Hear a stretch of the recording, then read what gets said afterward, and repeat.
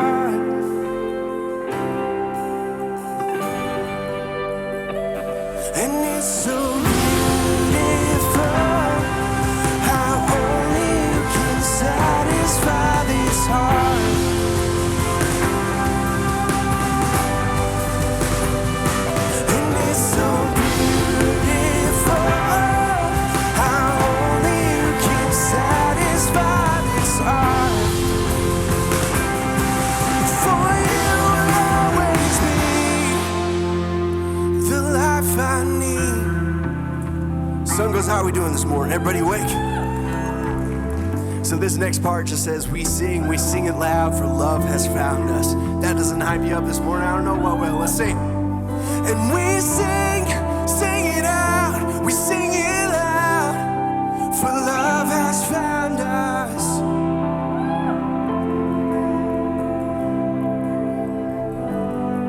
And we sing it out, we sing it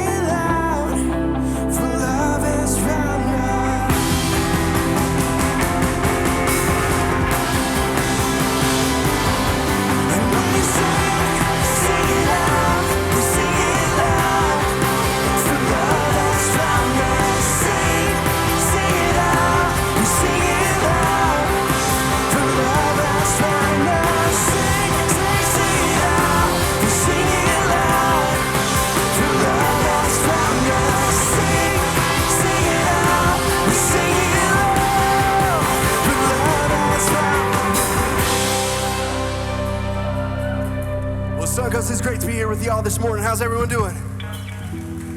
So we have been promoting all week, and I have some sad news for you.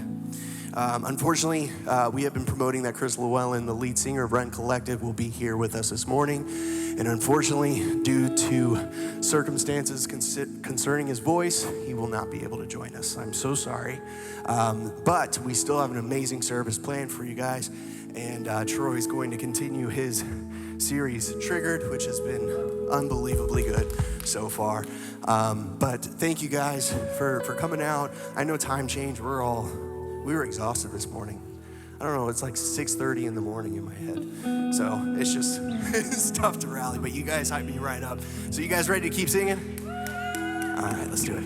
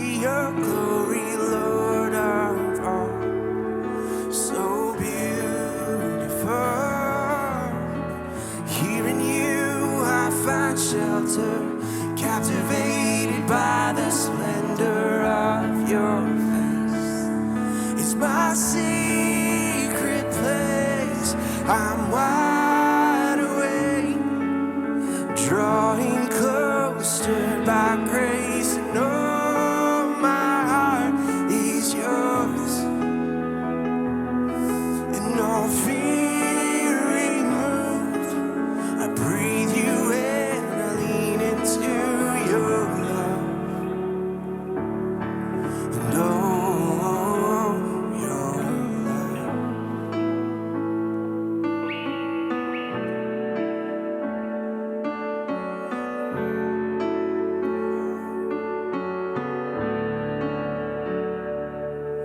Your love so deep is washing over me. Your face is all I see. You are my everything. Jesus Christ, you are my one desire. Lord, you're my only cry, to know you all my life. I'm wide awake, drawing closer by grace, and oh, my heart is yours, and all fear removed. I breathe you in, I lean into your love, and oh, your love,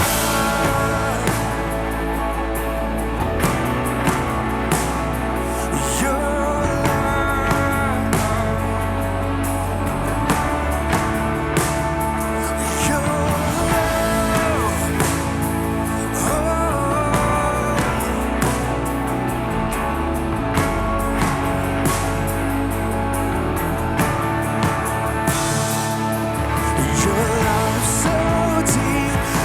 washing over me.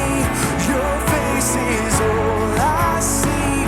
You are my everything. Jesus Christ, you are my one desire.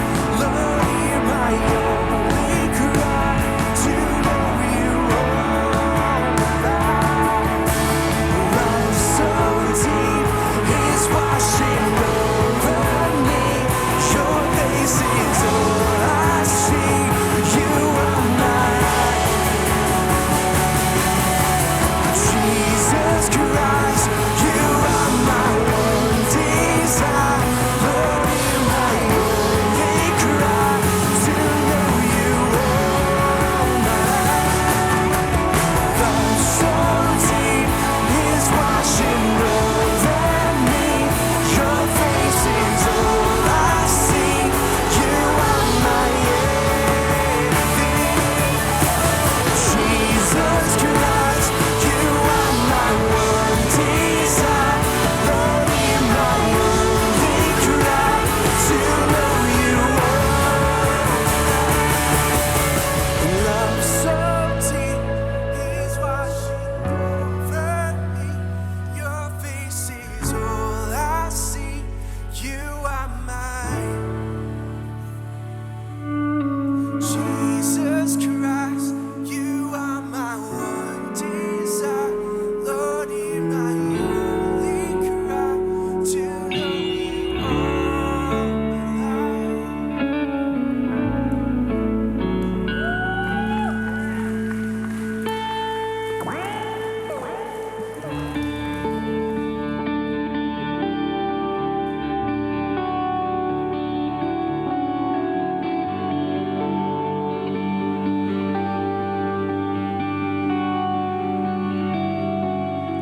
Dreaming stars with hidden worlds, you're spinning in the vastness you design.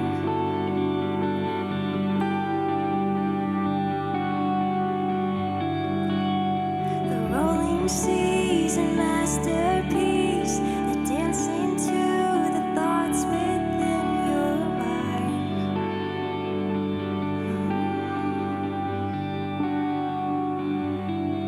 There is no one like you, none beside you, Lord.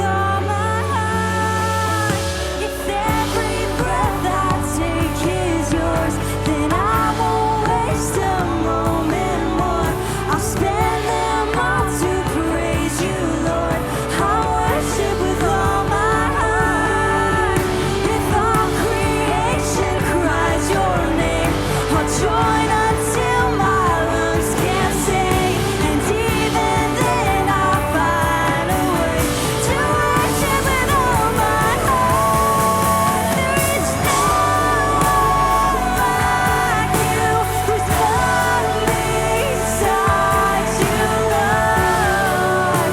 With every breath I have, I will sing that you're beautiful and worthy to be praised.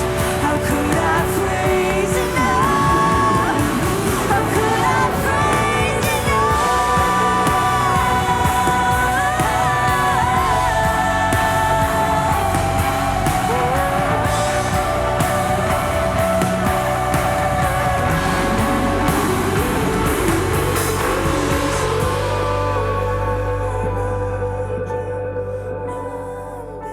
beside you, Lord? With every breath I have, I will sing that you're beautiful and worthy to be praised. How could I praise enough? How could I praise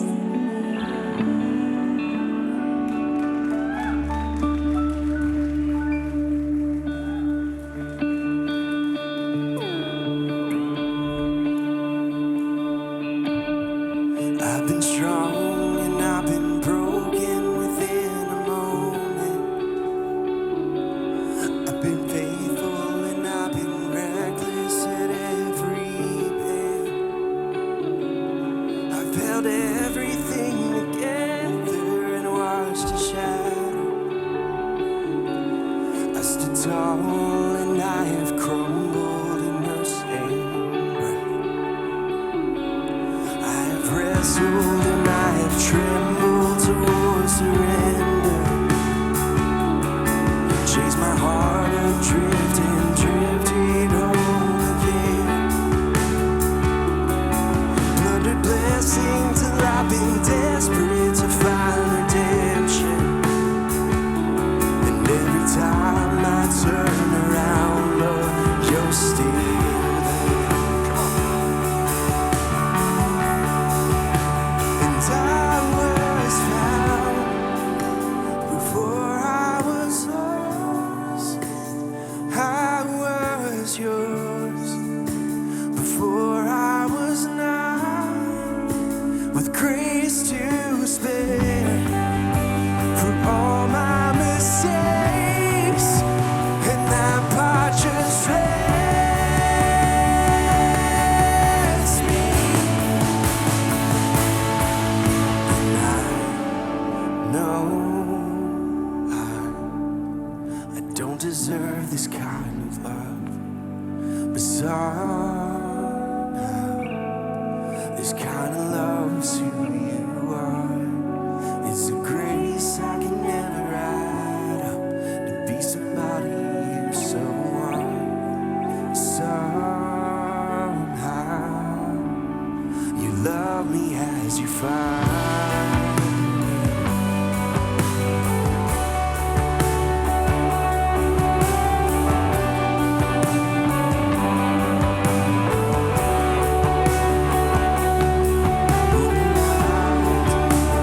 Glory needs my praises, but if this borrowed breath is yours, Lord, take it all.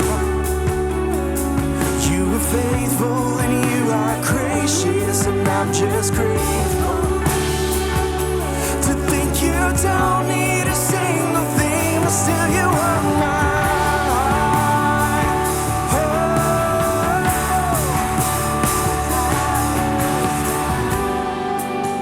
Before I was lost, I was yours. Before I was not, with grace to spare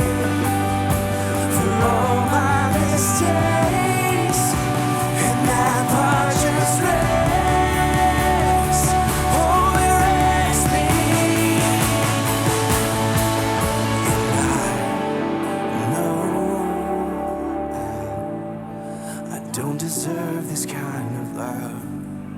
Somehow, this kind of love is who you are. It's a grace I can never add up to be somebody you so want. Somehow, you love me as you find me. You love me as you find me. Oh, you love me as you find me. Listen to what you're singing this morning, so close. You love me as you find me. Let's sing this out together. You love me. Your love's too good to leave me. Hey, love me as you find. Your love's too good to leave me. Hey, love me as you find. Your love's too good to leave me. Hey, love me as you find. Your love's too good to leave me. If you want my heart, I won't second guess. 'Cause I need your love more than anything. 'Cause I'm in, I'm yours. Your love's too good to leave me. Your love's too good to leave me. If you want my heart, I won't second guess. 'Cause I need your love more than anything. And I'm in, I'm yours. Your love's too good to leave me.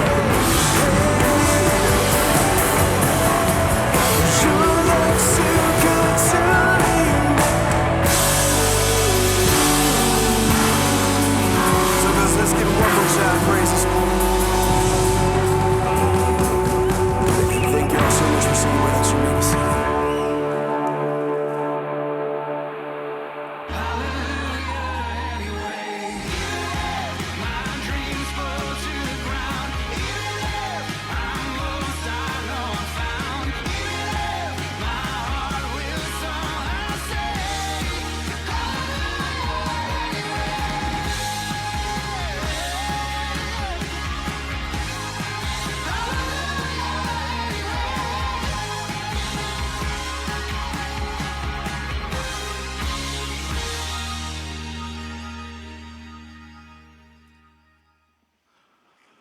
Morning, Suncoast.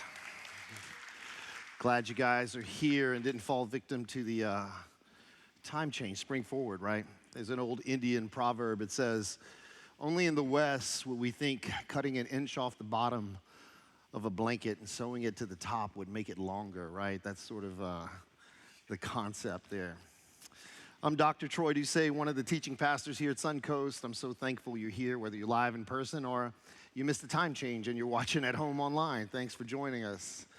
We're in week 2 of a 3-week series we've entitled Triggered. And what are we doing? Well, we're looking at 3 events, 3 episodes in the life of Jesus' ministry, where Jesus is being encountered not only by religious leaders, but by even his friends and families and disciples. And he is doing things that are triggering them, that are ultimately leading him to the cross, to Easter. And we're looking at the aspects of being triggered and how they relate to our life and whether or not Jesus would have triggered us if we would have been in those moments with him. Last week, I called the sermon Triggered by Truth. And what happened was Jesus was sort of confronted by these Pharisees, these religious leaders of his day. And they basically asked Jesus this question, tell us plainly, are you the Messiah, the Son of God, or not? And that phrase, tell us plainly, would translate literally into tell us in accordance with our own rational functioning faculties, our own cognitive belief system that we have decided on. You see, these Pharisees and these leaders of the day, They were self-appointed gatekeepers to the truth about who God is and what God does and who's accepted or rejected by God according to their own teachings and interpretations. And Jesus triggers them in two ways when he says, look guys, even if you don't believe me, believe the works that I'm doing because they speak for themselves. That in itself threatened their own sense of purpose. You see, they thought of themselves as the gatekeepers to the truth about who God was. And their purpose was to either accept or reject you based upon your premise that you said about God, and whether or not they accepted that argument. That was their purpose in life, to accept people or reject people in accordance with their interpretation. He also threatened their own sense of identity because Jesus says, yeah, I am the Son of God, but so are you. You're a daughter of God, a son of God. We all are children of God, part of a kingdom of love. And what you're doing, you guys, you Pharisees, you Sadducees, you Sanhedrin guys, what you're doing is you're trying to establish this love of the law instead of living by this law of love. Today we get to look at a very, very familiar yet powerful story. This story would take me 3-4 weeks to actually teach through all of the nuances of what Jesus is doing here. But I have to do it in 25 minutes, so buckle up. We're going to go pretty fast. It's the story of the resurrection of Lazarus. Now I want to give you a little bit of just brief history and sort of critical theory here. John's gospel, there are 4 gospels, right, in the New Testament, Matthew, Mark, Luke, and John. John's the only gospel that records the resurrection of Lazarus. That's mind-blowing to me. This is one of the most powerful stories ever told, the resurrection of a man from the dead. But yet, John's the only one who tells it. Why do Matthew, Mark, and Luke leave it out? Well, because I think everyone is trying to give us a unique perspective from their own ideas about who Jesus is.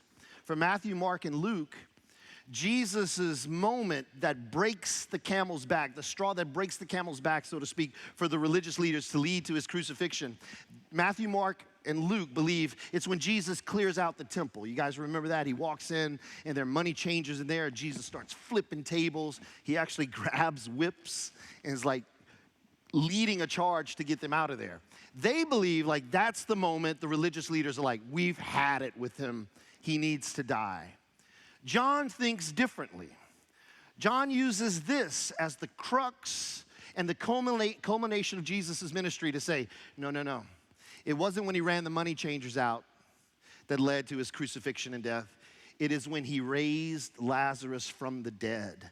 It is this event that John believes is the culmination that leads to Jesus' execution. The word Lazarus literally translates he who God helps. And that's going to be very relevant for this story. And it's a lot of verses here. It comes from John chapter 11. So I'm going to read these very, very quickly because we have a lot of road to cover in a very short amount of time. So forgive me if I go too fast. Here's what it says from John chapter 11. It says, and when they arrived at Bethany, this is Jesus and his disciples, they were told that Lazarus had already been in the tomb, dead for 4 days. This is going to be very important. And when Martha got word that Jesus was coming, Martha is Lazarus' sister. Very close to Jesus, very close, obviously, to Lazarus, her brother, and Mary, her other sister. When she got word that Jesus was coming, she went to meet him immediately. But Mary stayed at home. And Martha said to Jesus, Lord, if you had been here, my brother would not have died. And Jesus goes, your brother will come back to life again. Now look how Martha gets all theological with Jesus. Like she wants to get theological with the subject of theology himself, Jesus. She goes, I know he's going to come back when everyone else does on the day of resurrection. And I love Jesus' response. He's like, I'm the resurrection. I'm the resurrection and the life. And whoever believes in me, that word there, belief, is not some intellectual assent or cognitive acceptance of a statement or a repetition of some prayer. That word belief literally translates to anyone who trusts and follows me, behaves like me, does what I do in the world. Even though they die, they will live again. Do you believe this, Martha? Yes, Master, I believe you are the Son of God And she left him and returned to Mary, her sister, and said, Jesus is here. He wants to see you. So Mary went to him at once. Now, this is important. Jesus remained outside the boundaries of the village where Martha met him. And when Mary arrived where Jesus was, she fell at his feet. And listen to what she says. Does this sound familiar? You know who her sister is, right? Lord, if you had been here, then my brother would still be alive. And when Jesus saw her weeping and the Jewish leaders wailing with her, he was moved with indignation and deeply troubled. It says deeply troubled in his spirit. Wonder why. Where is he buried? Jesus asked them. And they told him, come and see. And Jesus wept. Then they came to the tomb where Lazarus had been laid. It was a cave with a heavy stone that was rolled across the door. And Jesus says, roll the stone away. But Martha, the theologian, Lazarus' sister, said, but Lord, by now the smell will be terrible. He's been dead and enclosed in this tomb for 4 days. And Jesus says, didn't I tell you that you will see a wonderful miracle if you just would trust God? So they rolled the stone away. Then Jesus looked up to heaven and said, Father, thank you for hearing me. And then he shouts with a loud voice, Lazarus, come forth. And Lazarus came out, still bound up in the grave clothes which he was buried with. His face was still covered with a cloth. And Jesus told those who were around, unbind him, let him go, set him free. And then the chief priests and the Pharisees convened a council to discuss this situation. What are we going to do? For this man certainly does miracles. If we leave him alone, eventually the whole nation will follow him. And then Rome will come and destroy all of us and take over the Jewish government. Guess what? Rome did that just 35 years later anyway. Then Caiaphas, who was the high priest that year, said to them, you idiots, let this one man die for his followers. Why should the whole nation perish because of him? This is a very, very strong story, and there's some principles I want to pull out of this that I think we can identify with. If you're taking notes, point number 1, you could write this down. In our waiting, will we be triggered or will we trust? Will we be filled with frustration at unmet expectation, or will we be filled with faith? See, if you go back just a few verses in chapter 11, Jesus actually gets word way ahead of time that Lazarus at this point is only sick. Lazarus has fallen sick, and Jesus goes, okay, let's wait. Jesus purposefully waits not only for the sickness to take hold in Lazarus' life, but the sickness to actually take his life. And Jesus says, no, not now. Wait. He goes 4 days after Lazarus has died and been entombed with a stone rolled in front of his grave. Why is this? This is super significant. Because there was this little known sort of superstition amongst the Jewish people in the first century that a person's spirit could actually return to them, kind of like being in a coma, 3 days after they would be pronounced dead. There was a superstition that God could somehow resurrect someone within 3 days. Jesus knows this. He goes, no, we're not going back on the 3rd day. I'm going to wait till there is no doubt. Leave no doubt as to who I am and what I can do. Jesus waits. And he arrives to Bethany where Lazarus and his sisters Martha and Mary lived. And Martha confronts Jesus right outside the gates to enter into Bethany. And what does she say? She is triggered by Jesus' making. How the audacity of you, Jesus. If you would have been here, then my brother would not have died. Then Mary comes, and what does she say? The exact same thing. If you would have been here, then my brother would not have died. It's like Jesus is really challenging Martha and Mary and us who read this text to think through our triggered response that somehow we need this sort of recompense. If you would be here, then. Have you ever tried to bargain with God like that? God, if, then, transactional, right? God, if I win the lottery, then I'll help the poor. God, if you heal my child, then I will never, never leave you. God, if you bring the man of my dreams into my house, into my heart, then I will never miss church with that man.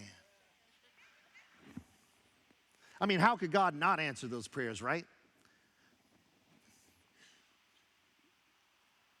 It's almost as though like somehow these statements, if God, you do this, then I'll do that. The transactional nature is somehow we can convince God that our reasons for what we desire are pure, or saying such things to God. God, if you do this, then I'll never not follow you. Like somehow that placates to God's sort of like ego.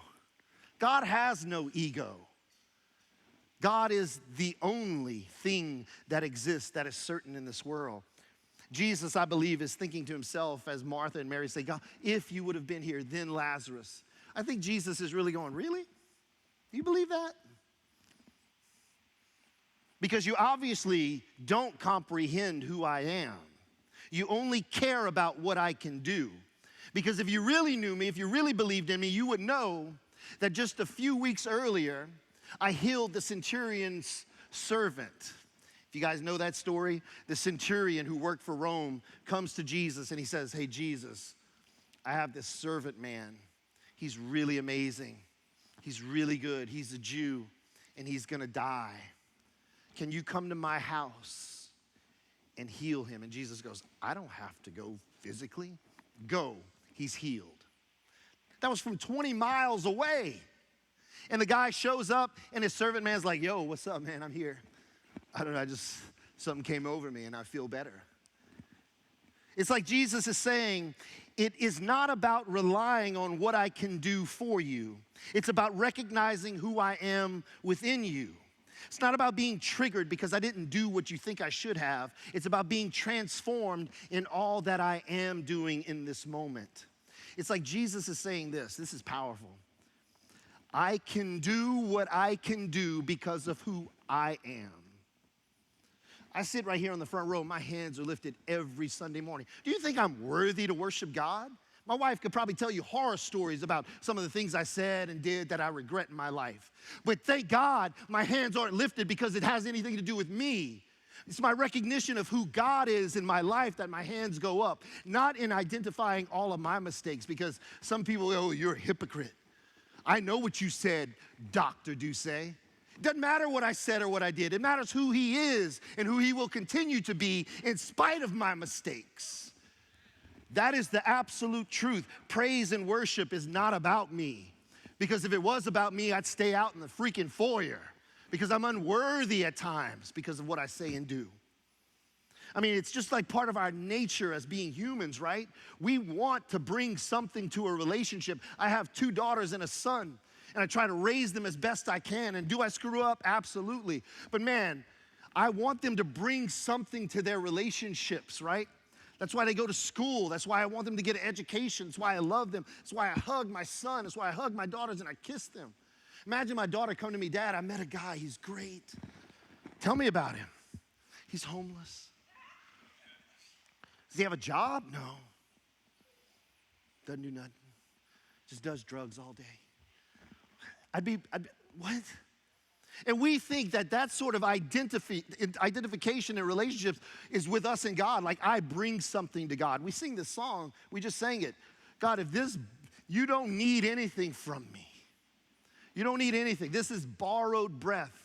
I gladly give it back to you, not because of what you're doing, but because of who you are. I hear people all the time tell me this, well, I just don't believe that God, pray to God, I don't know what God does. You're thinking humanly. When I do something for someone, I would at least expect a thank you back, right? Because if I don't get it, I'm like, I wonder if they really like that gift I gave them. I'm all sort of in denial, like have this sort of self-conscious thing going on. God does things for us and doesn't expect you to say thank you. He doesn't expect you to recognize. But when you do, it changes your entire life, y'all. It changes your entire perspective. I sit on that beach at Lido Beach or Longboat Key and I see that sunset and I'm like, phew, you're beautiful. God is so beautiful to me. Oh, that's just nature. That's how light works. Yeah, who made that? Who did that? It's the recognition of who he is, not just the reliance on what he can do. Here's why I think bargaining with God, like in those if-then transactional statements, is so unhealthy. It works on this presumption that what you desire for your life is superior to what God is wanting to develop in your life. Oh God, if I had this, then I would do this. And God's like, you're not getting it. You're not understanding that what you desire is different than what I want to develop. So it's a presumption. And it also presents this conditional faith that your love of God becomes based upon an outcome of a situation rather than you coming out of a situation more like Jesus. Let me say it again. Don't have a faith that's conditional, that your love of God is based upon an outcome of a situation, when God is worried about you coming out of a situation more like him. You know what your prayer should be every day? God, help me to remember who you are more than I require what you can do. That's hard to do. Let me remember who you are more than I require what you can do. Because if God is not doing what you think he should do in your life, there are two problems. You have the wrong idea about who or what God is, or number two, you have a selfishly driven desire. Will you be triggered by not getting what you want? Or will you still trust that God will give you everything you need? Point number two, if you're taking notes. I love this one. This one hits me. Take God to that place of pain. Because whatever you continue to hide will not heal. It will not heal. Jesus endures their triggered reaction for him not being there when and where he needed them to do what they expected of him. And he looks and he goes, just take me. Take me to where you've laid him. Take me to where you've buried him. And when Jesus arrives at the tomb of Lazarus, he prays and then he says something very, very controversial. It triggers them again. He goes, move the stone. Move it. And what does Martha say? He's been dead for 4 days. It stinks by now. It stinks.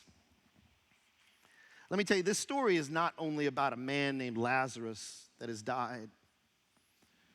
This is a story to remind us about the things in our life that have died. The things we wanted to live, and they died. The things we wanted to thrive, and they failed. The things we wanted to succeed, and they didn't. The things we wanted God to bless, and it didn't work out. We all have a Lazarus tucked away, hidden, stinking, covered up by a stone. And maybe you've already had a funeral for that dream or that hope or that plan in your life. Maybe today you're on the way to that funeral. And Jesus is saying, take me to that place.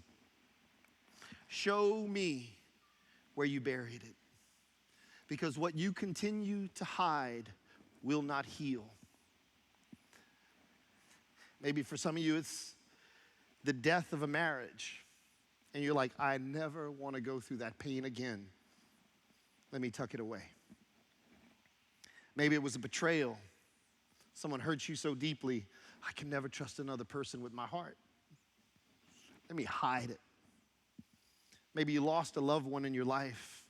You prayed your heart out for them to be healed, and they didn't. I'll never pray to God again. Cover it up. Take God to that place of pain, because if you keep it hidden, it will not heal. That place where you feel a sense of embarrassment, take him there. That place where you feel exhausted physically, mentally, when you just think about it, take God to that place. Jesus waits to come to that place on the fourth day and he says, roll the stone away. But Jesus, you don't understand how this hurt my heart. What this did to me. I have to keep it behind the stone because if I move this stone away, that aroma is going to remind me of why I tried to keep it hidden. And Jesus goes, keep it hidden? I can't heal it. But when you move the stone away, let me say it this way, don't be triggered by your setback. Trust God for your comeback. God has the power to transform your mess into a message for the world. God has the power to transform your mentality from being a victim into a victor. Don't be triggered by regret. Trust God for a resurrection. We all have a Lazarus that has died or is dying. This isn't just a story about a man simply coming back from the grave. It's too easy. This is a story about the things in my life that died. And God goes, I didn't give up on it. Why did you? Move that stone away. Show me what you have hidden so I could heal it. Take God to that painful place. Even if it's been weeks, days, months, years, those hopes and dreams can rise again, can be resurrected. God will go as far as you let him in your life. And let me let you know now, he wants to go all the way to that hidden place so it can become a place of healing. Point number 3. I love this one. When God resurrects you to this new life, be sure to let go of that old one. Be sure. The stone is moved, and Jesus cries out with this loud voice, Lazarus, come forth. And he does. And here's what I love about this story. It's my favorite part of the story. As Lazarus sort of stumbles and hobbles his way to the entrance of the tomb where they laid him because he's dead, he's bound up and restricted and restrained by the grave clothes that he was buried in. It's keeping him tied down.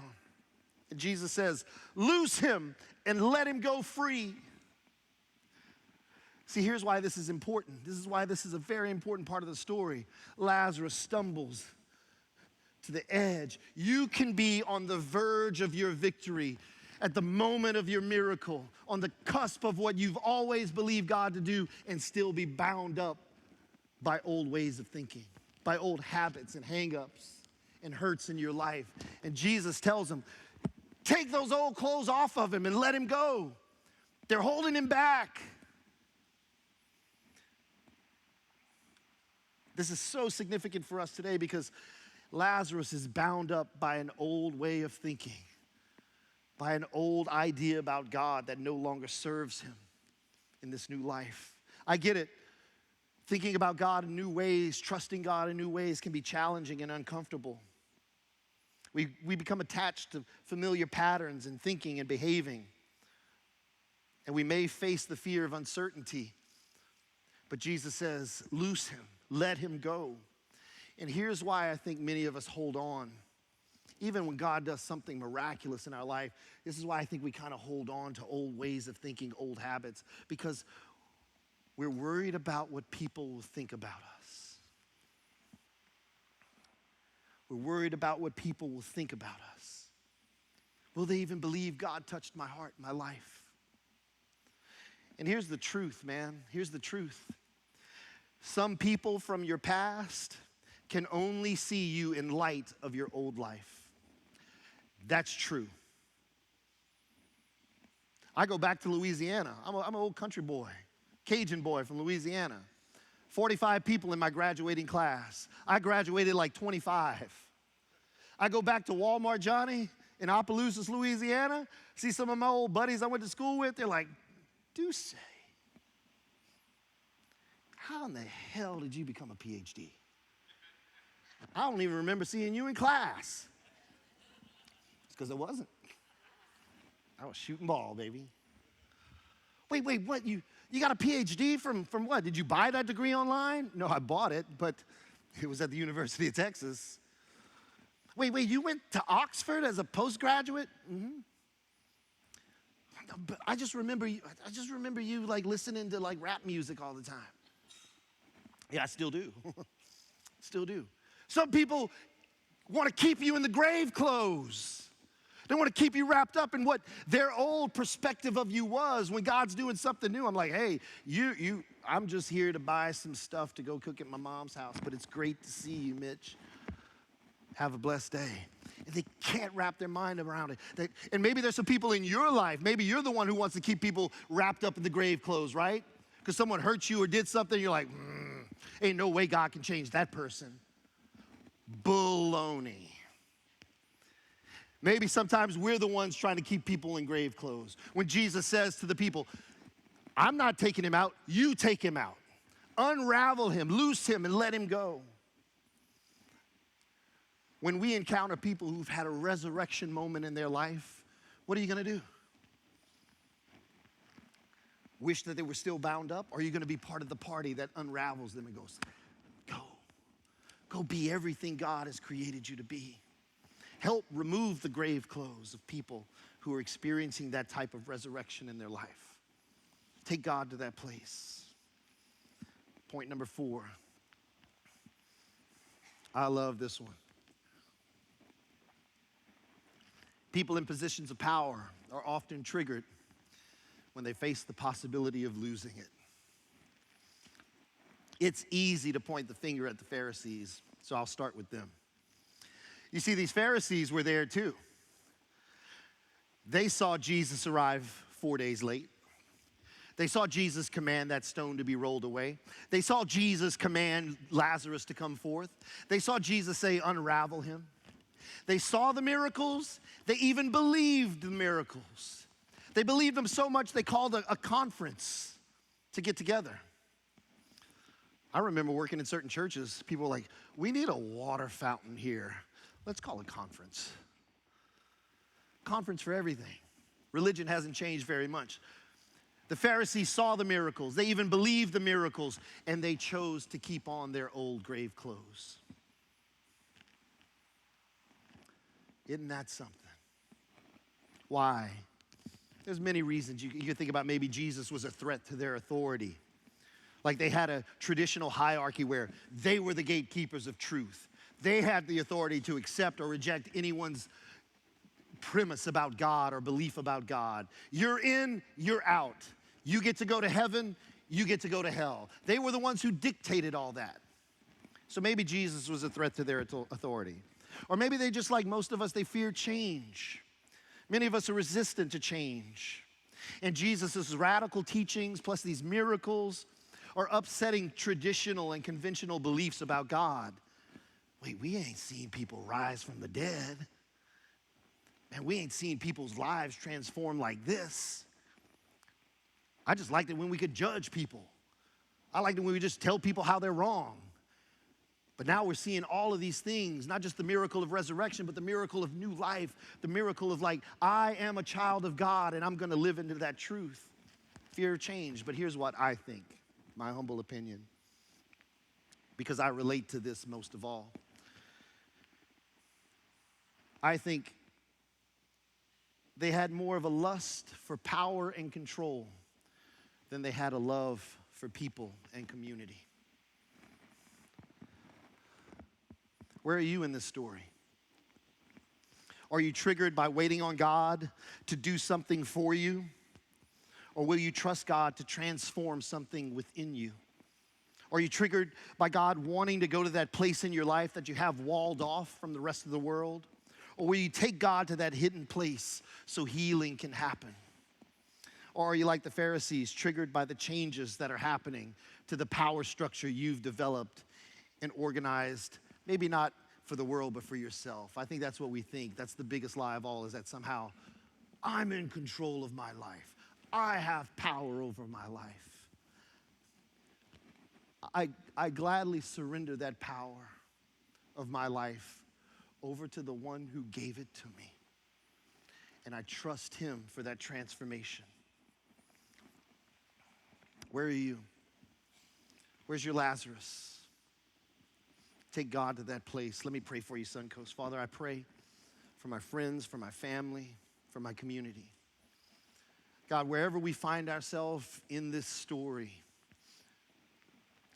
God, give us the courage to step into that realm of trust, to take you to the place we have hidden so you can heal it, and to trust you, God, over the thought or the idea that we have power over our life. Let us trust the one who gave us that life.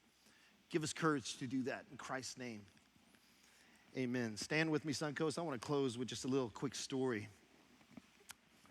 My children got here yesterday, and they're here for spring break.